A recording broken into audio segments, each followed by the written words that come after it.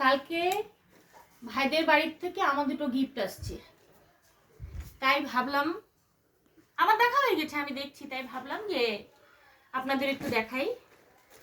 গিফটটা হচ্ছে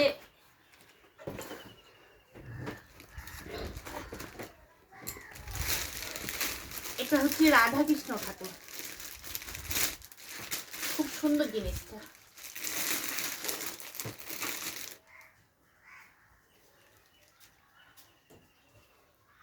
খুব সুন্দর না?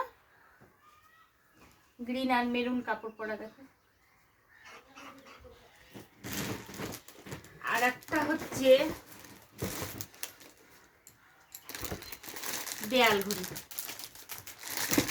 ও, এটা তো খুলেই নেই।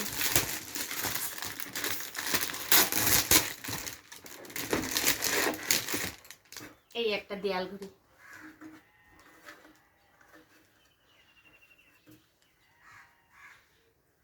সুন্দর না? বইটার থেকে ঠাকুরটা বেশি সুন্দর। কেমন লাগলো একটু জানাবেন কমেন্টে। এটা এখন সেট করে দিই। আচ্ছা, এই দিকটা তো সোজা ভাবে ভালোভাবে দেখে, আবার উল্টা। এই যে আরেকটা গিফট, এই জিনিসটাও খুব ভালো। এইখানে চাবির স্ট্যান্ড, চাবি টাবি রাখা যাবে।